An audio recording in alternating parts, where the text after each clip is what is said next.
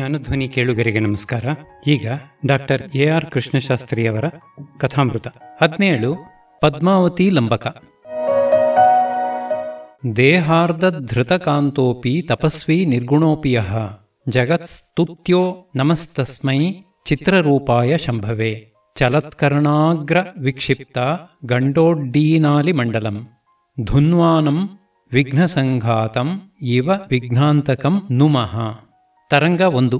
ನರವಾಹನದತ್ತನು ಅಸಿತಗಿರಿಯಲ್ಲಿ ಮಳೆಗಾಲವನ್ನು ಕಳೆಯುತ್ತಿದ್ದಾಗ ಅಲ್ಲಿದ್ದ ಋಷಿಗಳೂ ಋಷಿಪತ್ನಿಯರೂ ಮಾನಸವೇಗನು ಮದನ ಮಂಚುಕೆಯನ್ನು ಅಪಹರಿಸಿಕೊಂಡು ಹೋದಾಗ ನಿನ್ನನ್ನು ಯಾರು ಹೇಗೆ ವಿನೋದಗೊಳಿಸುತ್ತಿದ್ದರು ಎಂದು ಕೇಳಿದರು.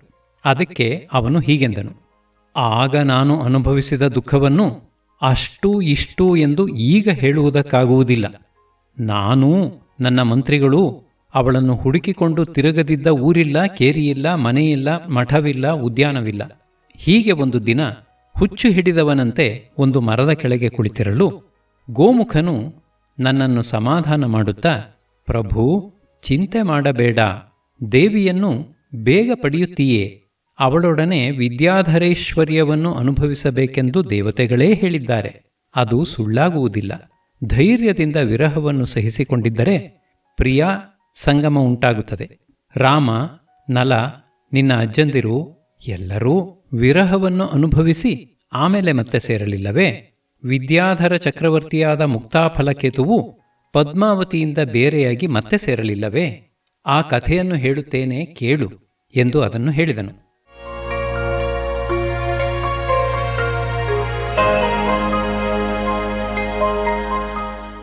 ಬ್ರಹ್ಮದತ್ತನ ಕಥೆ. ವಾರಾಣಸಿಯಲ್ಲಿ ಬ್ರಹ್ಮದತ್ತನೆಂಬ ರಾಜನಿದ್ದನು. ಅವನಿಗೆ ಸೋಮಪ್ರಭೆ ಎಂಬ ಹೆಂಡತಿಯೂ ಶಿವಭೂತಿ ಎಂಬ ಮಂತ್ರಿಯೂ ಇದ್ದರು. ಅವನು ಒಂದು ದಿನ ಚಂದ್ರಪ್ರಾಸಾದದಲ್ಲಿ ಮಲಗಿರುತ್ತಾ ಒಂದು ಜೊತೆ ಹೊಂಬಣ್ಣದ ಹಂಸಗಳು ರಾಜಹಂಸಗಳೊಡನೆ ಹೋಗುತ್ತಿದ್ದದ್ದನ್ನು ನೋಡಿದನು. ಅವುಗಳನ್ನು ಮತ್ತೆ ನೋಡಬೇಕೆಂದು ಆಸೆಯಾಗಿ ಮಂತ್ರಿಗೆ ಹೇಳಲು ಅವನು ಒಂದು ದೊಡ್ಡ ಸರೋವರವನ್ನು ಮಾಡಿಸಿ ಅದರಲ್ಲಿ ಕಮಲವನ್ನೂ ನೈದಿಲೆಯನ್ನೂ ಬೆಳೆಸಿದನು. ಕಾಲಕ್ರಮದಲ್ಲಿ ಸಾರಸ ಚಕ್ರವಾಕ ಪಕ್ಷಿಗಳೂ ಇತರ ಹಂಸಗಳೂ ಬಂದುವು. ಕೊನೆಗೆ ಆ ಹೇಮಹಂಸಗಳೂ ಬಂದವು. ರಾಜನು ಅವನ್ನು ನೋಡುತ್ತಲೇ ಬಹುಕಾಲವನ್ನು ಅಲ್ಲಿ ಕಳೆಯುತ್ತಾ ಒಂದು ದಿನ ಆ ಸರೋವರದ ಹತ್ತಿರ ಯಾರೋ ಬಾಡದ ಹೂಗಳಿಂದ ಅರ್ಚನೆ ಮಾಡಿರುವುದನ್ನು ಕಂಡು ಅದು ಯಾರು ಮಾಡಿದ್ದು ಎಂದು ಕಾವಲವರನ್ನು ಕೇಳಿದನು. ಅವನು, ಪ್ರಭು, ಈ ಹೊನ್ನಿನ ಹಂಸಗಳು ನಿತ್ಯವೂ ಸಂಜೆಯ ಹೊತ್ತು ಈ ಕೊಳದಲ್ಲಿ ಮಡಿಯುಟ್ಟು ಪೂಜೆ ನಡೆಸಿ ಧ್ಯಾನ ಮಾಡುತ್ತವೆ. ಇದೇನು ಅದ್ಭುತವೋ ಕಾಣೆವು ಎಂದರು.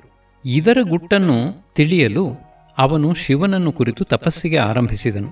12ನೆಯ ದಿವಸ ಆ ಹಂಸಗಳು ಅವನನ್ನು ಕನಸಿನಲ್ಲಿ ಕಂಡು, ನಾಳೆ ಬೆಳಗ್ಗೆ ಇದೆಲ್ಲವನ್ನೂ ಹೇಳುತ್ತೇವೆ, ನಿನ್ನ ಹೆಂಡತಿಯೊಡನೆಯೂ ಮಂತ್ರಿಗಳೊಡನೆಯೂ ಪಾರಣೆ ಮಾಡಿಕೊಂಡು ಬಾ ಎಂದು ಹೇಳಿದವು. ಅದರಂತೆ ಅವನು ಅಂಬುಲೀಲಾ ಮಂದಿರದಲ್ಲಿರಲು ಅಲ್ಲಿಗೆ ಆ ಹಂಸಗಳು ಬಂದು ತಮ್ಮ ವೃತ್ತಾಂತವನ್ನು ತಿಳಿಸಿದವು. ಹೇಮಹಂಸಗಳ ವೃತ್ತಾಂತ. ಪರಮೇಶ್ವರನು ಒಂದು ಸಾರಿ ಮಂದರ ಪರ್ವತದಲ್ಲಿ ಕ್ರೀಡಿಸುತ್ತಾ ಪಾರ್ವತಿಯನ್ನು ಅಲ್ಲಿ ಬಿಟ್ಟು ದೇವಕಾರ್ಯ ನಿಮಿತ್ತವಾಗಿ ಅಂತರ್ಧಾನನಾದನು. ದೇವಿಯು ಅವನ ಯೋಚನೆಯಲ್ಲಿ ಒಂದು ಮರದ ಕೆಳಗೆ ಕುಳಿತಿರಲು ಚಾಮರಧಾರಿಣಿಯಾದ ಚಂದ್ರಲೇಖೆಯೂ ಮಣಿಪುಷ್ಪೇಶ್ವರನೆಂಬ ಗಣನೂ ಒಬ್ಬರನ್ನೊಬ್ಬರು ಅಭಿಲಾಷೆಯಿಂದ ನೋಡಿದರು. ಅದನ್ನು ಕಂಡ ಪಿಂಗೇಶ್ವರ ಗುಹೇಶ್ವರರೆಂಬ ಇಬ್ಬರು ಗಣಗಳು ನಕ್ಕರು. ಅದನ್ನು ಕಂಡ ದೇವಿಯು ಸಿಟ್ಟುಗೊಂಡು ಸುತ್ತಲೂ ನೋಡಿ ನಡೆದ ಸಂಗತಿಯನ್ನು ತಿಳಿದುಕೊಂಡಳು ಮತ್ತು ಕೋಪ ಬಂದು, ಸ್ವಾಮಿಯೂ ಇಲ್ಲದಾಗ ಒಳ್ಳೆಯ ನಾಟಕವಾಡಿದಿರಿ. ಇವರೂ ಚೆನ್ನಾಗಿ ನಕ್ಕರು. ಆದ್ದರಿಂದ ನೀವು ಮನುಷ್ಯ ಜನ್ಮದಲ್ಲಿ ಕಾಮಾಂಧರಾಗಿ ಹುಟ್ಟಿ ನಿಮ್ಮನ್ನು ಕಂಡ ನಕ್ಕ ಇವರು ಭೂಲೋಕದಲ್ಲಿ ಪಡಬಾರದ ಕಷ್ಟಪಡಲಿ ಎಂದು ಶಪಿಸಿದಳು. ಆಗ ಧೂರ್ಜಟನೆಂಬ ಗಣನು, ಇದು ಯುಕ್ತವಲ್ಲ ದೇವಿ, ಇಷ್ಟು ಸ್ವಲ್ಪ ಅಪರಾಧಕ್ಕೆ ಇಷ್ಟು ದೊಡ್ಡ ಶಿಕ್ಷೆಯೇ ಎಂದು ಕೇಳಿದನು. ದೇವಿಯು ಅವನ ಮೇಲೂ ಕೋಪಗೊಂಡು, ನೀನೂ ಮನುಷ್ಯನಾಗು ಎಂದಳು. ಚಂದ್ರಲೇಖೆಯ ತಾಯಿಯಾದ ಜಯೆಯು ದೇವಿಯ ಪಾದಕ್ಕೆ ನಮಸ್ಕರಿಸಿ, ದೇವಿಯು ಪ್ರಸನ್ನಳಾಗಿ ಶಾಪಾಂತವನ್ನು ತಿಳಿಸಬೇಕು, ನನ್ನ ಮಗಳೂ ಈ ಭೃತ್ಯರೂ ಮಾಡಿದ ಅಪರಾಧವನ್ನು ಕ್ಷಮಿಸಬೇಕು ಎಂದು ಬೇಡಿಕೊಂಡಳು. ಆಗ ಪಾರ್ವತಿಯು ಇವರೆಲ್ಲರಿಗೂ ತಿಳುವಳಿಕೆ ಬಂದು ಒಟ್ಟಿಗೆ ಸೇರಿದಾಗ ಬ್ರಹ್ಮಾದಿಗಳ ತಪಕ್ಷೇತ್ರದಲ್ಲಿ ಸಿದ್ಧೀಶ್ವರನನ್ನು ಕಂಡು ಶಾಪ ಪರಿಹಾರವಾಗಿ ಮತ್ತೆ ಇಲ್ಲಿಗೆ ಬರುತ್ತಾರೆ ಎಂದಳು. ಅವರ ಮನುಷ್ಯ ಚರಿತ್ರೆಯನ್ನು ಈಗ ಹೇಳುತ್ತೇನೆ ಕೇಳು. ಯಜ್ಞಸ್ಥಲವೆಂಬ ಅಗ್ರಹಾರದಲ್ಲಿ ಯಜ್ಞಸೋಮನೆಂಬ ಬ್ರಾಹ್ಮಣನಿದ್ದನು. ಅವನಿಗೆ ಹರಿಸೋಮ, ದೇವಸೋಮ ಎಂಬ ಇಬ್ಬರು ಮಕ್ಕಳಿದ್ದರು. ತಾಯಿ ತಂದೆಗಳು ಸತ್ತ ಮೇಲೆ ದಾಯಾದಿಗಳು ಅವರ ಅಗ್ರಹಾರವನ್ನು ಕಿತ್ತುಕೊಳ್ಳಲು ಅವರು ಜೀವನಕ್ಕೆ ಮಾರ್ಗವಿಲ್ಲದೆ ಭಿಕ್ಷಾ ದೊರೆಯದೆ ಅವರ ಮಾತಾಮಹನ ಮನೆಗೆ ಹೋದರು. ಅಜ್ಜನು ಸತ್ತು ಹೋಗಿದ್ದನು. ಆದ್ದರಿಂದ ಯಜ್ಞದೇವ ಕೃತುದೇವ ಎಂಬ ಸೋದರ ಮಾವಂದಿರ ಮನೆಗೆ ಹೋದರು. ಅವರಿಗೆ ಬಡತನ ಬಂದು ದನ ಕಾಯುವುದಕ್ಕೆ ಆಳು ಯಾರೂ ಇಲ್ಲದೆ ಇವರನ್ನು ಆ ಕೆಲಸಕ್ಕೆ ನೇಮಿಸಿದರು. ದನವನ್ನು ಅಟ್ಟಿಕೊಂಡು ಹೋದಾಗ ಒಂದನ್ನು ಯಾರೋ ಕದ್ದರೂ ಇನ್ನೊಂದನ್ನು ಹುಲಿಯು ಎಳೆದುಕೊಂಡು ಹೋಯಿತು. ಯಜ್ಞಕ್ಕೆಂದು ಇಟ್ಟುಕೊಂಡಿದ್ದ ಒಂದು ಮೇಕೆಯು ತಪ್ಪಿಸಿಕೊಂಡು ಹೋಗಲು ಅವರು ಹುಡುಕುತ್ತಾ ಹೋಗಿ ಕಾಡಿನಲ್ಲಿ ಹುಲಿಯು ಅದನ್ನು ಅರ್ಧ ತಿಂದು ಬಿಸಾಡಿದ್ದನ್ನು ಕಂಡರು. ಇದನ್ನು ಹೋಗಿ ಹೇಳಿದರೆ ಮಾವಂದಿರು ರೇಗುತ್ತಾರೆ. ಈ ಮಾಂಸವನ್ನೇ ಸ್ವಲ್ಪ ತಿಂದು ಮಿಕ್ಕದ್ದನ್ನು ಬುತ್ತಿ ಕಟ್ಟಿಕೊಂಡು ಎಲ್ಲಾದರೂ ಹೋಗಿ ಭಿಕ್ಷದಿಂದ ಜೀವಿಸೋಣ ಎಂದು ಮಾಂಸವನ್ನು ಪಕ್ವ ಮಾಡುತ್ತಿರಲು ಅವರ ಮಾವಂದಿರು ಅಲ್ಲಿಗೇ ಹುಡುಕಿಕೊಂಡು ಬಂದರು. ದೂರದಿಂದಲೇ ಅವರನ್ನು ಕಂಡು ಇವರು ನೋಡಿದರು. ಮಾಂಸದ ಮೇಲೆ ಆಸೆಪಟ್ಟು ರಾಕ್ಷಸ ಕೃತ್ಯ ನಡೆಸಿದ್ದರಿಂದ ನೀವು ಬ್ರಹ್ಮರಾಕ್ಷಸರಾಗಿ ಎಂದು ಮಾವಂದಿರು ಶಪಿಸಲು ಬ್ರಾಹ್ಮಣ ಕುಮಾರರು ಬ್ರಹ್ಮರಾಕ್ಷಸರಾದರು. ಒಂದು ಸಲ ಒಬ್ಬ ತಾಪಸನನ್ನು ತಿನ್ನುವುದಕ್ಕೆ ಹೋಗಲು ಅವನು ನೀವು ಪಿಶಾಚರಾಗಿ ಎಂದು ಶಪಿಸಿದನು. ಪಿಶಾಚರಾಗಿ ಒಬ್ಬ ಬ್ರಾಹ್ಮಣನ ಹಸುವನ್ನು ಮೆಟ್ಟಿಕೊಳ್ಳಲು ಅವನು ಚಂಡಾಲರಾಗಿ ಎಂದು ಶಪಿಸಿದನು. ಅವರು ಹೊಟ್ಟೆಗಿಲ್ಲದೆ ಕಳ್ಳರ ಕೊಪ್ಪಲಿಗೆ ಹೋಗಲು ಅಲ್ಲಿಯ ಕಾವಲುಗಾರರು ಅವರನ್ನು ಹಿಡಿದು ಅವರ ಕಿವಿ ಮೂಗುಗಳನ್ನು ಕೊಯ್ದು ತಮ್ಮ ಅಧಿಪತಿಯ ಹತ್ತಿರಕ್ಕೆ ಕರೆದುಕೊಂಡು ಹೋದರು. ಅವನು ಅವರ ವಿಚಾರವನ್ನು ಕೇಳಿ ಅನ್ನ ಬಟ್ಟೆ ಕೊಟ್ಟು ಇಟ್ಟುಕೊಂಡಿದ್ದನು. ಅವನೊಡನೆ ಕಳ್ಳತನ ಮಾಡುತ್ತಾ ಕ್ರಮೇಣ ಆ ಪಡೆಗೆ ಸೇನಾಪತಿಗಳಾದರು. ಒಂದು ಸಾರಿ ಒಂದು ಶೈವ ಕ್ಷೇತ್ರವನ್ನು ಕೊಳ್ಳೆ ಹೊಡೆಯಲು ಜನರ ಗೋಳನ್ನು ಕೇಳಿ ಶಿವನು ಆ ಕಳ್ಳರಿಗೆ ಕಣ್ಣು ಕಾಣದಂತೆ ಮಾಡಿದನು. ಜನರು ಅವರನ್ನು ದೊಣ್ಣೆಗಳಿಂದ ಹೇರಿದರು. ಅಷ್ಟು ಹೊತ್ತಿಗೆ ಆ ಸೇನಾಪತಿಗಳು ಬಾಲವಿಲ್ಲದ ನಾಯಿಗಳಾಗಿ ಪೂರ್ವಜನ್ಮ ಸ್ಮರಣೆಯಿಂದ ಶಿವನ ಮುಂದೆ ನೃತ್ಯವಾಡುತ್ತಾ ನಿಂತುವು. ಜನರು ಅದನ್ನು ನೋಡಿ ನಗುತ್ತಾ ಮನೆಗೆ ಹೋದರು. ಬೆಳಗ್ಗೆ ಬಂದು ನೋಡಿದಾಗ ಅವು ಧ್ಯಾನಮಗ್ನವಾಗಿದ್ದುವು. ಅನ್ನವನ್ನು ಹಾಕಿದರೂ ತಿನ್ನಲಿಲ್ಲ. ಹೀಗೆ ಬಹುದಿವಸ ಕಳೆದ ಮೇಲೆ ಶಿವಗಣಗಳು ಈಶ್ವರನ ಹತ್ತಿರಕ್ಕೆ ಹೋಗಿ, ಈ ನಾಯಿಗಳು ದೇವಿ ಶಪಿಸಿದ ಪಿಂಗೇಶ್ವರ ಗುಹೇಶ್ವರರು, ತುಂಬ ಕ್ಲೇಶಪಟ್ಟಿದ್ದಾರೆ, ಅವರ ಮೇಲೆ ಕೃಪೆ ಮಾಡು ಎಂದು ಬೇಡಿಕೊಂಡರು. ಆಗ ಅವರಿಗೆ ನಾಯಿಯ ಜನ್ಮ ಹೋಗಿ ಕಾಗೆಯ ಜನ್ಮ ಬಂತು. ಆಮೇಲೆ ಭಾಸ ಪಕ್ಷಿಗಳಾಗಿ, ನವಿಲುಗಳಾಗಿ, ಕಡೆಗೆ ಹಂಸಗಳಾದರು. ಆಗಲೂ ಶಿವನನ್ನು ಭಕ್ತಿಯಿಂದ ಪೂಜಿಸುತ್ತಿದ್ದವು. ಅವುಗಳ ಮೈ ಚಿನ್ನವಾಗಿ ಅವಕ್ಕೆ ಜ್ಞಾನ ಉಂಟಾಯಿತು. ನಾವೇ ಆ ಪಿಂಗೇಶ್ವರ ಗುಹೇಶ್ವರರು. ಜಯೆಯ ಮಗಳನ್ನು ಅಪೇಕ್ಷಿಸಿದ ಮಣಿಪುಷ್ಪೇಶ್ವರನೇ ಬ್ರಹ್ಮದತ್ತನಾದ ನೀನು. ಜಯೆಯ ಮಗಳೇ ನಿನ್ನ ಹೆಂಡತಿ ಸೋಮಪ್ರಭೆ. ಧೂರ್ಜಟನೇ ನಿನ್ನ ಮಂತ್ರಿಯಾದ ಶಿವಭೂತಿ. ಆದ್ದರಿಂದ ನಿನಗೆ ರಾತ್ರಿ ಜ್ಞಾಪಕ ಕೊಟ್ಟೆವು. ಆ ಉಪಾಯದಿಂದ ಎಲ್ಲರೂ ಸೇರಿದೆವು. ಈಗ ಸಿದ್ಧೀಶ್ವರಕ್ಕೆ ಹೋಗೋಣ ಬನ್ನಿ.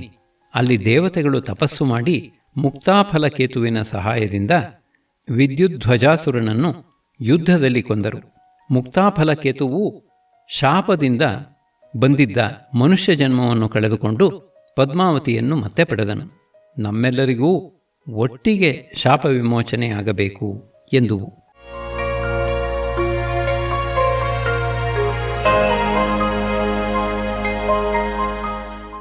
ಆಗ ಬ್ರಹ್ಮದತ್ತನು ಮುಕ್ತಾಫಲಕೇತುವಿನ ವೃತ್ತಾಂತವನ್ನು ಕೇಳಲು ಅವು ಹೀಗೆಂದು ಹೇಳಿದವು. ಮುಕ್ತಾಫಲಕೇತುವಿನ ವೃತ್ತಾಂತ. ತರಂಗ 2.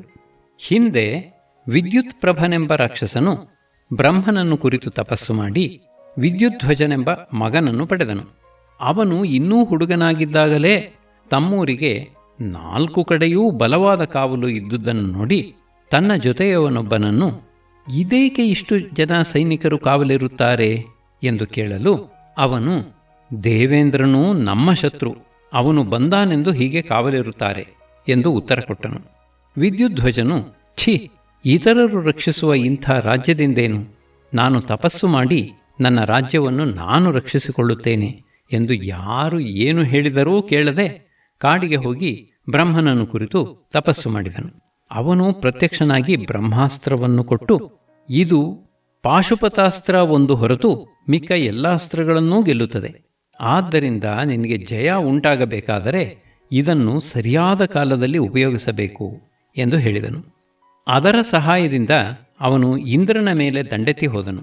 ಇಂದ್ರನು ಚಂದ್ರಕೇತುವೆಂಬ ವಿದ್ಯಾಧರ ರಾಜನೊಡನೆಯೂ ಪದ್ಮಶೇಖರನೆಂಬ ಗಂಧರ್ವರಾಜನೊಡನೆಯೂ ರಾಕ್ಷಸನನ್ನು ಎದುರಿಸಿದನು. ಇಂದ್ರನು ಅವನ ತಂದೆಯಾದ ವಿದ್ಯುತ್ಪ್ರಭನನ್ನು ವಜ್ರಾಯುಧದಿಂದ ಕೊಲ್ಲಲು ವಿದ್ಯುಧ್ವಜನು ಅವನ ಮೇಲೆ ಬ್ರಹ್ಮಾಸ್ತ್ರವನ್ನು ಪ್ರಯೋಗಿಸಿದನು.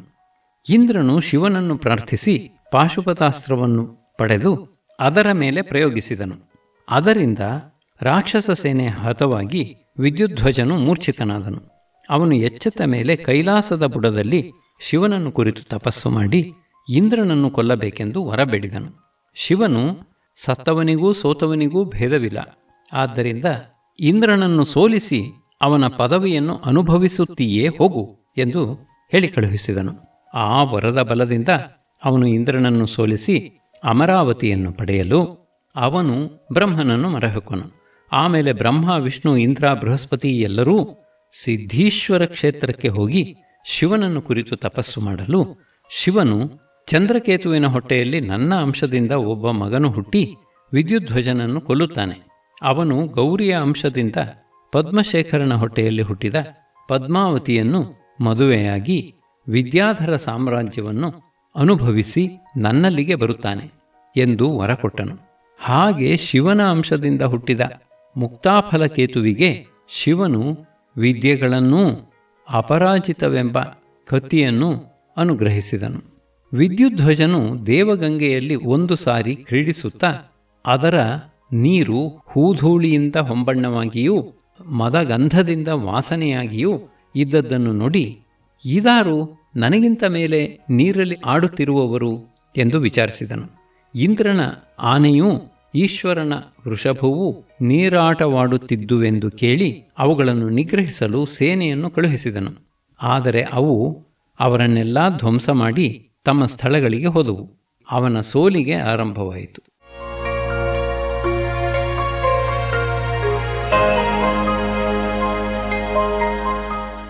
ತರಂಗ 3. ಆಗ ಇಂದ್ರನು ಸ್ವರ್ಗಕ್ಕೆ ಮುತ್ತಿಗೆ ಹಾಕಿದನು. ಅವನ ಸಹಾಯಕ್ಕೆಂದು ಮುಕ್ತಾಫಲಕೇತುವು ಬರುತ್ತಾ ಒಂದು ಗೌರ್ಯಾಯತನದಲ್ಲಿ ಪೂಜೆಗೆಂದು ನಿಲ್ಲಲು ಅಲ್ಲಿ ಇಬ್ಬರು ರಾಕ್ಷಸಿಯರು ಪದ್ಮಾವತಿಯನ್ನು ಹೊತ್ತುಕೊಂಡು ಹೋಗುತ್ತಿದ್ದುದನ್ನು ನೋಡಿ ಅವರನ್ನು ಕೊಂದು ಪದ್ಮಾವತಿಯನ್ನು ಕರೆತಂದನು. ಅವಳ ವೃತ್ತಾಂತವನ್ನು ತಿಳಿದು ಇನ್ನೂ ಮಾತನಾಡುತ್ತಿರುವಾಗಲೇ ರಣವಾದ್ಯಗಳು ಭೋರ್ಗರೆಯಲು ಅವನು ಅವಳನ್ನು ಅಲ್ಲಿಯೇ ಬಿಟ್ಟು ಬರಬೇಕಾಯಿತು. ಆಗ ನಡೆದ ದೇವಾಸುರ ಯುದ್ಧದಲ್ಲಿ ಅವನು ವಿದ್ಯುಧ್ವಜನನ್ನು ಕೊಂದನು. ಇಂದ್ರನು ತನ್ನ ಪದವಿಯನ್ನು ಮತ್ತೆ ಪಡೆದನು.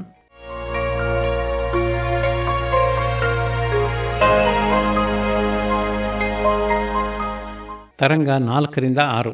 ಆದರೆ ಅವನು ಪದ್ಮಾವತಿಯನ್ನು ಕೂಡಲೇ ಮದುವೆಯಾಗಲು ಒಂದು ಶಾಪವು ಅಡ್ಡ ಬಂತು.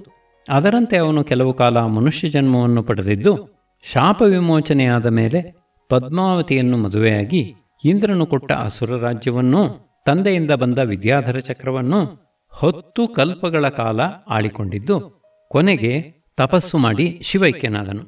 ಹಂಸಗಳಿಂದ ಈ ಕಥೆಯನ್ನು ಕೇಳಿ ಬ್ರಹ್ಮದತ್ತ ರಾಜನು ಹೆಂಡತಿಯೊಡನೆಯೂ ಮಂತ್ರಿಯೊಡನೆಯೂ ಆ ಪಕ್ಷಿಗಳೊಡನೆಯೂ ಸಿದ್ಧೀಶ್ವರಕ್ಕೆ ಹೋಗಿ ಶಾಪದೇಹವನ್ನು ಬಿಟ್ಟು ಶಿವ ಸಾನ್ನಿಧ್ಯವನ್ನು ಸೇರಿದನು.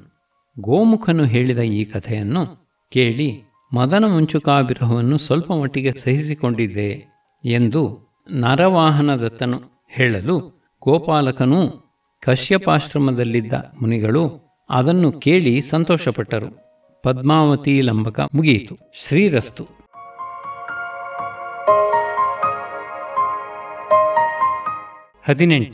ವಿಷಮಶೀಲ ಲಂಬಕ. ಚಂದ್ರಾನನರ್ಧಾಯ ದೇಹಾಯ ಚಂದ್ರಾಂಶುಸಿತ ಭೂತಯೇ ಚಂದ್ರಾರ್ಕಾನಲನೇತ್ರಾಯ ಚಂದ್ರಾರ್ಥಶಿರಸೇ ನಮಃ. ಕರೇಣ ಕುಂಚಿತಾಗ್ರೇಣ ಲೀಲಯೋನ್ನಮಿತೇನ ಯಃ ಭಾತಿ ಸಿದ್ಧೀರಿವ ದದಾತ್ ಸ ಪಯಾದ್ವೋ ಗಜಾನನಃ. ತರಂಗ 1. ನರವಾಹನದತ್ತನು ತನ್ನ ವೃತ್ತಾಂತವನ್ನು ಮುಂದುವರಿಸಿ ಅಸಿತಗಿರಿಯಲ್ಲಿದ್ದ ಮುನಿಗಳಿಗೆ ಹೀಗೆಂದು ಹೇಳಿದನು. ದೇವಿ ವಿರಹ ಕಾಲದಲ್ಲಿ ವೇಗವತಿಯು ನನ್ನನ್ನು ಕರೆದುಕೊಂಡು ಹೋಗಿ ವಿದ್ಯೆಯ ಕೈಯಲ್ಲಿ ಕೊಟ್ಟಾಗ ನಾನು ಪರದೇಶಿಯಾಗಿ ದೇಹತ್ಯಾಗ ಮಾಡೋಣವೆಂದು ಅಲ್ಲಿ ಇಲ್ಲಿ ಸುತ್ತಾಡುತ್ತಾ ಕಣ್ವ ಮಹಾಮುನಿಯನ್ನು ಕಂಡೆ. ಆತನು ನನ್ನನ್ನು ತನ್ನ ಆಶ್ರಮಕ್ಕೆ ಕರೆದುಕೊಂಡು ಹೋಗಿ ಧೈರ್ಯ ಹೇಳಿ, ಚಂದ್ರವಂಶದಲ್ಲಿ ಹುಟ್ಟಿದ ನಿನ್ನಂಥ ವೀರನಿಗೂ ಈ ಮೋಹವೇ? ದೇವತೆಗಳ ಮಾತಿನಲ್ಲಿಯೂ ನಂಬಿಕೆಯಿಲ್ಲವೇ? ಅಸಂಭಾವ್ಯವಾದ ಸಂದರ್ಭಗಳಲ್ಲಿಯೂ ಜನರು ಮತ್ತೆ ಸೇರಿದ್ದುಂಟು. ಇದಕ್ಕೆ ವಿಕ್ರಮಾದಿತ್ಯನ ಕಥೆಯನ್ನು ಹೇಳುತ್ತೇನೆ ಕೇಳು ಎಂದು ಆ ಕಥೆಯನ್ನು ಹೇಳಿದನು. ವಿಷಮಶೀಲನ ಅಥವಾ ವಿಕ್ರಮಾದಿತ್ಯನ ಕಥೆ. ಅವಂತಿ ದೇಶದಲ್ಲಿ ಉಜ್ಜಯಿನಿ ಎಂಬ ಪಟ್ಟಣವಿದೆ. ಅಲ್ಲಿ ಮಹೇಂದ್ರಾದಿತ್ಯನೆಂಬ ರಾಜನಿದ್ದನು. ಅವನಿಗೆ ಸೌಮ್ಯದರ್ಶನೆ ಎಂಬ ಹೆಂಡತಿಯೂ ಸುಮತಿ ಎಂಬ ಮಂತ್ರಿಯೂ ಇದ್ದರು. ಅವನಿಗೆ ಈಶ್ವರ ವರಪ್ರಸಾದದಿಂದ ವಿಕ್ರಮಾದಿತ್ಯ ಅಥವಾ ವಿಷಮಶೀಲನೆಂಬ ಮಗನಾದನು. ಅವನು ಮ್ಲೇಚ್ಛರ ಸಂಹಾರಕ್ಕಾಗಿ ಅವತಾರ ಮಾಡಿದ ಮಾಲ್ಯವಂತವೆಂಬ ಶಿವಗಣ. ಅದೇ ರೀತಿಯಲ್ಲಿ ಸುಮತಿಗೆ ಮಹಾಮತಿ ಎಂಬ ಮಗನೂ, ಪ್ರತೀಹಾರನಾದ ವಜ್ರಾಯುಧನಿಗೆ ಭದ್ರಾಯುಧನೆಂಬ ಮಗನೂ, ಪುರೋಹಿತನಿಗೆ ಶ್ರೀಧರನೆಂಬ ಮಗನೂ ಆದರು. ಯಥಾಕಾಲದಲ್ಲಿ ರಾಜನು ವಿಕ್ರಮಾದಿತ್ಯನಿಗೆ ಮದುವೆ ಮಾಡಿ ಪಟ್ಟ ಕಟ್ಟಿ ತಾನು ಮಂತ್ರಿಯೊಡನೆಯೂ ಹೆಂಡತಿಯೊಡನೆಯೂ ಕಾಶಿಗೆ ಹೊರಟು ಹೋದನು. ಒಂದು ದಿನ ವಿಕ್ರಮಾದಿತ್ಯನು ಆಸ್ಥಾನದಲ್ಲಿರಲು ಅನಂಗದೇವನೆಂಬ ದೂತನು ಬಂದು, ದೇವ, ವಿಕ್ರಮಶಕ್ತಿಯು ಅಂಗವಂಗ ಕಾಶ್ಮೀರ ಮುಂತಾದ ನಾನಾ ದೇಶಗಳನ್ನು ಗೆದ್ದು ಮ್ಲೇಚ್ಛರನ್ನು ನಾಶ ಮಾಡಿದನು. ಇನ್ನು 2-3 ದಿನಗಳಲ್ಲಿ ಇಲ್ಲಿಗೆ ಬರುತ್ತಾನೆ ಎಂದು ಹೇಳಿದನು. ರಾಜನು, ಅನಂಗದೇವ, ನೀನು ಯಾವ ಯಾವ ದೇಶಗಳನ್ನು ನೋಡಿದೆ? ಅಲ್ಲಿ ಏನು ವಿಶೇಷ ಎಂದು ಕೇಳಲು ಅವನು ಹೀಗೆ ಹೇಳಿದನು. ಅನಂಗದೇವನ ವೃತ್ತಾಂತ.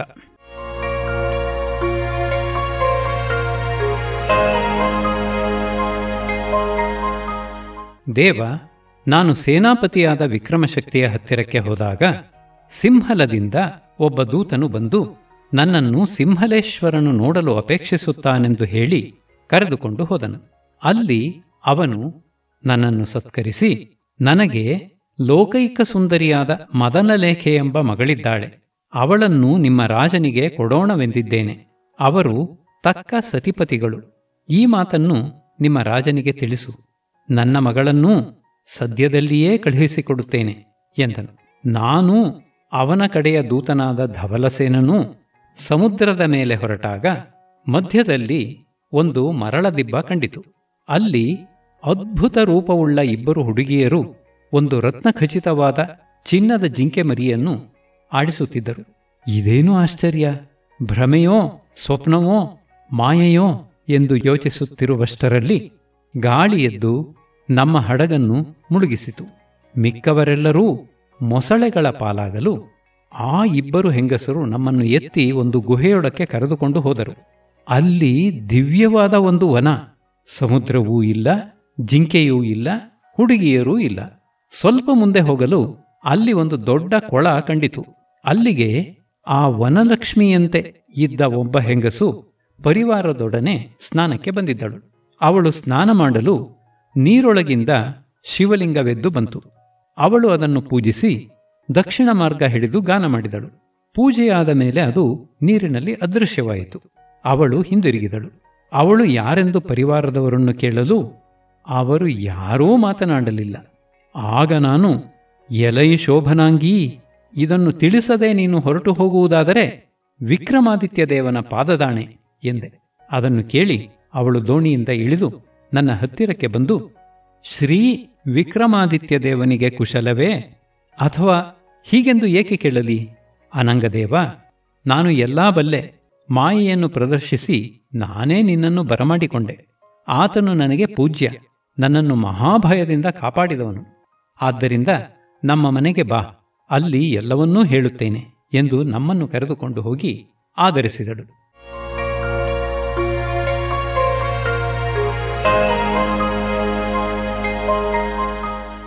ತರಂಗ 2.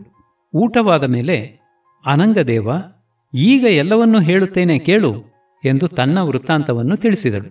ಮದನ ಮಂಜರಿಯ ವೃತ್ತಾಂತ. ನಾನು ಕುಬೇರನ ತಮ್ಮನಾದ ಮಣಿಭದ್ರನ ಹೆಂಡತಿ, ಯಕ್ಷರಾಜನಾದ ದುಂದುಭಿಯ ಮಗಳು, ಮದನ ಮಂಜರಿ.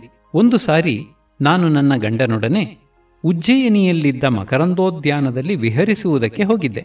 ಅಲ್ಲಿ ನನ್ನನ್ನು ಒಬ್ಬ ಕಾಪಾಲಿಕನು ಕಂಡು ನನ್ನನ್ನು ವಶಪಡಿಸಿಕೊಳ್ಳುವುದಕ್ಕೆ ಹೋಮ ಮಾಡಲಾರಂಭಿಸಿದನು.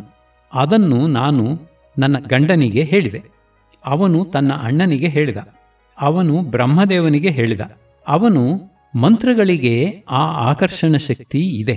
ಅವಳು ಆ ಮಂತ್ರಗಳಿಂದ ಸೆಳೆಯಲ್ಪಟ್ಟಾಗ ವಿಕ್ರಮಾದಿತ್ಯನನ್ನು ಶರಣು ಹೋಗಲಿ, ಅವನು ರಕ್ಷಿಸುತ್ತಾನೆ ಎಂದನು. ಅದರಂತೆ ನಾನು ಕೂಗಿಕೊಳ್ಳಲು ರಾಜನು ಕತ್ತಿ ಹಿಡಿದು ಬಂದು, ಭದ್ರೆ, ಹೆದರಬೇಡ, ನನ್ನ ರಾಜ್ಯದಲ್ಲಿ ಇಂಥ ಅಧರ್ಮ ನಡೆಯುವುದೆಂದರೇನು ಎಂದು ಅಗ್ನಿಶಿಖನೆಂಬ ಬೇತಾಳನನ್ನು ಕರೆದು ಆ ಕಾಪಾಲಿಕನನ್ನು ಕೊಂದು ತಿಂದುಬಿಡು ಎಂದು ಆಜ್ಞಾಪಿಸಿದನು. ಅದರಂತೆ ಅವನನ್ನು ಕೊಂದು ತಿನ್ನಬೇಕು ಎಂದಿರುವಷ್ಟರಲ್ಲಿ ಯಮಶಿಖನೆಂಬ ಮತ್ತೊಬ್ಬ ಬೇತಾಳನು ಬಂದು ಆ ಕಾಪಾಲಿಕನ ದೇಹವನ್ನು ಹಿಡಿದುಕೊಂಡನು. ಅಗ್ನಿಶಿಖನು, ಇವನನ್ನು ವಿಕ್ರಮಾದಿತ್ಯನ ಆಜ್ಞೆಯ ಪ್ರಕಾರ ನಾನು ಕೊಂದಿದ್ದೇನೆ, ಇದನ್ನು ತೆಗೆದುಕೊಳ್ಳಲು ನೀನು ಯಾರು ಎಂದು ಕೇಳಿದನು. ಯಮಶಿಖನು, ಆ ನಿಮ್ಮ ವಿಕ್ರಮಾದಿತ್ಯನ ಪ್ರಭಾವವೆಂತಹುದು ಎಂದು ಕೇಳಲು ಅಗ್ನಿಶಿಖನು ಹೀಗೆಂದು ಹೇಳಿದನು. ಹಿಂದೆ ಇಲ್ಲಿ ಡಾಕಿನೇಯನೆಂಬ ಒಬ್ಬ ಜೂಜುಕೋರನಿದ್ದನು. ಅವನನ್ನು ಮಿಕ್ಕ ಕೆಲವರು ಸೋಲಿಸಿ ಇದ್ದ ಬದ್ದದ್ದನ್ನೆಲ್ಲಾ ಕಿತ್ತುಕೊಂಡು ಅವನನ್ನು ಹಾಳುಬಾವಿಗೆ ಹಾಕಿದರು. ಅಲ್ಲಿ ಇಬ್ಬರು ಬ್ರಹ್ಮರಾಕ್ಷಸರಿದ್ದರು. ಅವರು ಮಂತ್ರಿಯ ಮಗಳನ್ನು, ಸಾಹುಕಾರನ ಮಗಳನ್ನು ಹಿಡಿದುಕೊಂಡಿದ್ದಾಗ ವಿಕ್ರಮಾದಿತ್ಯನು ಅವರನ್ನು ಓಡಿಸಿ 1 ವರ್ಷ ಹಾಳುಬಾವಿಯಲ್ಲಿ ಬಿದ್ದಿರುವಂತೆ ಶಿಕ್ಷಿಸಿದ್ದನು. ಅವರು, ನಮಗೇನಾದರೂ ತಿನ್ನುವುದಕ್ಕೆ ತಂದುಕೊಡುತ್ತೀಯೋ, ನಿನ್ನನ್ನೇ ತಿಂದು ಬಿಡೋಣವೋ ಎಂದು ಹೆದರಿಸಿದರು. ಅವನು ಆಹಾರ ತಂದುಕೊಡುತ್ತೇನೆಂದು ಹೊರಕ್ಕೆ ಬಂದು ನನ್ನನ್ನು ವಶಪಡಿಸಿಕೊಂಡು ನನ್ನ ರೂಪ ಸಾಮರ್ಥ್ಯಗಳನ್ನು ಪಡೆದು ತನ್ನ ಜೊತೆಯ ಜೂಜುಕಾರರನ್ನೆಲ್ಲ ಹಿಡಿದು ಆ ಬ್ರಹ್ಮರಾಕ್ಷಸರಿಗೆ ಕೊಟ್ಟನು. ಕೊನೆಗೆ ಅವನು ನನ್ನನ್ನು ಅವರಿದ್ದ ಬಾವಿಗೆ ತಳ್ಳಲು ನಾನು ಅವರೊಡನೆ ಹೋರಾಡಿ ಅವರಿಗೆ ಸಗ್ಗದೆ ಅವರ ಸ್ನೇಹಿತನಾದೆನು. ಅವರು ಜೂಜುಕೋರರನ್ನು ನಂಬಬಾರದು ಎಂದು ಠಿಂಠಾ ಕರಾಳನ ಕಥೆಯನ್ನು ಹೇಳಿದರು. ಠಿಂಠಾ ಕರಾಳನ ಕಥೆ. ಅವನು ಮಹಾಕಾಲನ ದೇವಸ್ಥಾನದಲ್ಲಿರುತ್ತ ಅಲ್ಲಿನ ದೇವತೆಗಳೊಡನೆಯೇ ಜೂಜಾಡಿ ಅವರನ್ನು ಸೋಲಿಸಿ ಹೆದರಿಸಿ ಅವರಿಂದ ಹೊನ್ನನ್ನು ಸಂಪಾದಿಸಿದನು. ಭೈರವನನ್ನು ಸ್ತುತಿಸಿ ಅವನ ಅನುಗ್ರಹದಿಂದ ಆಲಂಬುಸೆಯ ಮಗಳಾದ ಕಲಾವತಿ ಎಂಬ ಅಪ್ಸರೆಯನ್ನು ಮದುವೆಯಾದನು. ಅವಳೊಡನೆ ಸ್ವರ್ಗಕ್ಕೆ ಹೋಗಿ ರಂಭೆಯ ನೃತ್ಯವನ್ನೂ ಛಾಗ ನೃತ್ಯವನ್ನೂ ನೋಡಿದನು. ಆ ಅಪರಾಧಕ್ಕಾಗಿ ಕಲಾವತಿಯು ನಾಗಪುರ ದೇವಾಲಯದಲ್ಲಿ ಕಲ್ಲು ಬೊಂಬೆಯಾದಳು. ಠಿಂಠಾಕರಾಳನು ಆ ಊರಿಗೆ ಹೋಗಿ ರಾಜನ ನಂಬಿಕೆಗೆ ಪಾತ್ರನಾಗಿ ಆ ದೇವಾಲಯದಿಂದ ಅವನಿಗೆ ಕೆಡುಕೆಂದು ಹೇಳಿ ಅದನ್ನು ಕೆಡವಿಸಿದನು. ಆಗ ಅವಳಿಗೆ ವಿಮೋಚನೆಯಾಯಿತು. ಅವಳು ಅಷ್ಟು ಬೇಗ ಹಿಂದಿರುಗಿ ಬಂದದ್ದನ್ನು ನೋಡಿ ಇಂದ್ರನು ವಿಸ್ಮಿತನಾಗಿ ಎಲ್ಲವನ್ನೂ ತಿಳಿದು ನಕ್ಕುಬಿಟ್ಟನು. ಅವನ ಹತ್ತಿರವಿದ್ದ ಬೃಹಸ್ಪತಿಯು ಕುಟ್ಟಿನೀ ಕಪಟನೆಂಬ ಜೂಜುಕೋರನ ಕಥೆಯನ್ನು ಹೇಳಿದನು. ಕುಟ್ಟಿನೀ ಕಪಟನ ಕಥೆ. ಅವನಿಗೆ ನರಕ ಪ್ರಾಪ್ತಿಯಾಯಿತು. ಅಲ್ಪ ಪುಣ್ಯದಿಂದ ಒಂದು ದಿನ ಇಂದ್ರ ಪದವಿಯೂ ಇತ್ತು. ಯಮನು ಮೊದಲು ಪುಣ್ಯಫಲ ಬೇಕೋ ಪಾಪಫಲ ಬೇಕೋ ಎಂದು ಕೇಳಲು ಅವನು ಪುಣ್ಯಫಲವನ್ನೇ ಕೇಳಿ ಇಂದ್ರನಾಗಿ ಆ ಅಧಿಕಾರ ಬಲದಿಂದ ಸಪ್ತದ್ವೀಪಗಳಿದ್ದ ಕ್ಷೇತ್ರಗಳನ್ನೆಲ್ಲ ದರ್ಶನ ಮಾಡಿ ಪಾಪ ವಿಮುಕ್ತನಾದನು. ಯಮನು ಮೂಗಿನ ಮೇಲೆ ಬೆರಳಿಟ್ಟುಕೊಂಡು, ಆಹಾ, ಈ ಜೂಜುಕೋರ ನನ್ನನ್ನೇ ಮೋಸ ಮಾಡಿದನೇ ಎಂದು ಆಶ್ಚರ್ಯಪಟ್ಟನು. ಕೊನೆಗೆ ಇಂದ್ರನು ಕಲಾವತಿಯ ಮೂಲಕ ಹೇಳಿ ಕಳುಹಿಸಿ ಠಿಂಠಾಕರಾಳನನ್ನು ಸ್ವರ್ಗಕ್ಕೆ ಕರೆಸಿಕೊಂಡನು. ಅಲ್ಲಿ ಅವನು ಸುಖವಾಗಿದ್ದನು. ಆದ್ದರಿಂದ ಡಾಕಿನೇಯನು ನಿನಗೆ ಮೋಸ ಮಾಡಿದ್ದು ಏನು ಆಶ್ಚರ್ಯ ಎಂದರು. ನಾನು ಹೊರಕ್ಕೆ ಬಂದು ಹಸಿವಿನಿಂದ ಒಬ್ಬ ಬ್ರಾಹ್ಮಣನನ್ನು ಹಿಡಿದುಕೊಳ್ಳಲು ಅವನು ವಿಕ್ರಮಾದಿತ್ಯನಿಗೆ ಮೊರೆಯಿಟ್ಟನು. ವಿಕ್ರಮಾದಿತ್ಯನು ಕೂಡಲೇ ಕಾಣಿಸಿಕೊಂಡು ಒಂದು ಚಿತ್ರ ಬರೆದು ಅದರ ತಲೆಯನ್ನು ಕತ್ತರಿಸಲು ನನ್ನ ಕತ್ತು ಕತ್ತರಿಸಿ ರಕ್ತ ಸುರಿಯಿತು. ನಾನು ಅವನಿಗೆ ಶರಣಾಗತನಾಗಿ ಬದುಕಿಕೊಂಡೆ. ಅಂಥ ವಿಕ್ರಮಾರ್ಜುನ ಆಜ್ಞೆಯಿಂದ ಈ ಕಾಪಾಲಿಕನನ್ನು ಕೊಂದಿದ್ದೇನೆ ಎಂದನು. ಆದರೂ ಯಮಶಿಖನು ಕೇಳಲಿಲ್ಲ. ಆಗ ವಿಕ್ರಮಾದಿತ್ಯನು ಕಾಣಿಸಿಕೊಂಡು ಒಂದು ಮನುಷ್ಯನ ಚಿತ್ರವನ್ನು ಬರೆದು ಅದರ ತೋಳನ್ನು ಕತ್ತರಿಸಿದನು. ಯಮಶಿಖನ ತೋಳು ಕತ್ತರಿಸಿ ಅವನು ಕಾಪಾಲಿಕನ ದೇಹವನ್ನು ಬಿಟ್ಟು ಓಡಿಹೋದನು. ಅಗ್ನಿಶಿಖನು ಅದನ್ನು ತಿಂದನು. ಇದೆಲ್ಲವನ್ನೂ ನಾನು ನೋಡುತ್ತಿದ್ದೆ. ಅನಂತರ ಮಹಾರಾಜನು ನನ್ನ ಗಂಡನ ಹತ್ತಿರಕ್ಕೆ ಕಳುಹಿಸಿದನು. ದೇವ, ಮದನ ಮಂಜರಿಯು ಹೀಗೆಂದು ನಿನ್ನ ಪ್ರಭಾವವನ್ನು ಹೇಳಿ, ನಿಮ್ಮ ಪ್ರಭುವು ನನ್ನ ಕುಲ, ಪ್ರಾಣ, ಪತಿ ಎಲ್ಲವನ್ನೂ ಉಳಿಸಿಕೊಟ್ಟನು. ವಿಕ್ರಮಶಕ್ತಿಯನ್ನು ಸಂಹರಿಸಿ ಸಿಂಹಲೇಶ್ವರನ ಮಗಳನ್ನು ಅಪಹರಿಸಬೇಕೆಂದು ಮಿಕ್ಕ ರಾಜರು ಸಂಚು ಮಾಡಿಕೊಂಡಿದ್ದಾರೆ. ಇದನ್ನು ವಿಕ್ರಮಶಕ್ತಿಗೆ ತಿಳಿಸು. ಅವನು ಪ್ರತೀಕಾರಕ್ಕೆ ಸಿದ್ಧ ಮಾಡಿಕೊಳ್ಳಲಿ. ಅವರನ್ನು ಕೊಂದು ವಿಜಯ ಪಡೆಯುವಂತೆ ನಾನೂ ಸಹಾಯ ಮಾಡುತ್ತೇನೆ. ವಿಕ್ರಮಾದಿತ್ಯನು ನನಗೆ ಮಾಡಿದ ಉಪಕಾರಕ್ಕೆ ಲೇಷವಾದರೂ ಪ್ರತ್ಯುಪಕಾರವಾಗಲಿ ಎಂದಳು. ಅದರಂತೆ ನಾವು ವಿಕ್ರಮಶಕ್ತಿಗೆ ವರ್ತಮಾನ ಕೊಡಲು ಅವನು ಯುದ್ಧಕ್ಕೆ ಸಿದ್ಧ ಮಾಡಿಕೊಂಡನು. ಅವನಿಗೂ ಪ್ರತಿಪಕ್ಷೀಯರಿಗೂ ನಡೆದ ಯುದ್ಧದಲ್ಲಿ ಮ್ಲೇಚ್ಛ ರಾಜರೆಲ್ಲರೂ ಹತರಾದರು. ಯಕ್ಷಿಣಿಯು ಹಿಂದೆ ನಾವು ನೋಡಿದ್ದ 2 ಕನ್ನಿಕೆಯರನ್ನೂ ಹೇಮಮೃಗವನ್ನೂ ನಿನಗೆ ಕಾಣಿಕೆಯಾಗಿ ಕಳುಹಿಸಿದಳು.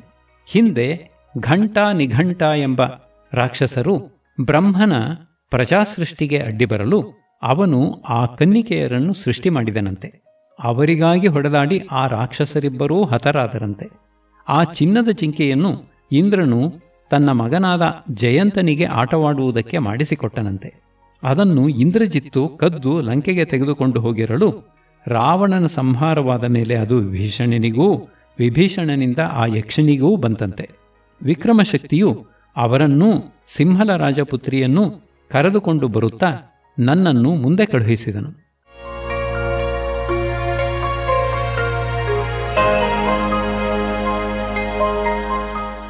ಅನಂಗದೇವನ ಈ ವೃತ್ತಾಂತವನ್ನು ಕೇಳಿ ವಿಕ್ರಮಾದಿತ್ಯನು ಸಂತೋಷಗೊಂಡು ಸೈನ್ಯದೊಡನೆಯೂ ಪರಿವಾರದೊಡನೆಯೂ ಉಜ್ಜಯಿನಿಯನ್ನು ಬಿಟ್ಟು ಸ್ವಲ್ಪ ದೂರ ಹೋಗಿ ವಿಜಯ ಪಡೆದು ಬಂದ ವಿಕ್ರಮಶಕ್ತಿಯನ್ನು ಅಭಿನಂದಿಸಿ ಕರೆದುಕೊಂಡು ಬಂದನು. ಅನಂತರ ರಾಜನು ಶುಭ ದಿವಸದಲ್ಲಿ ಸಿಂಹಲ ರಾಜಕುಮಾರಿಯನ್ನೂ ದಿವ್ಯ ಕನ್ನಿಕೆಯರನ್ನೂ ಮದುವೆ ಮಾಡಿಕೊಂಡು ಸುಖವಾಗಿದ್ದನು.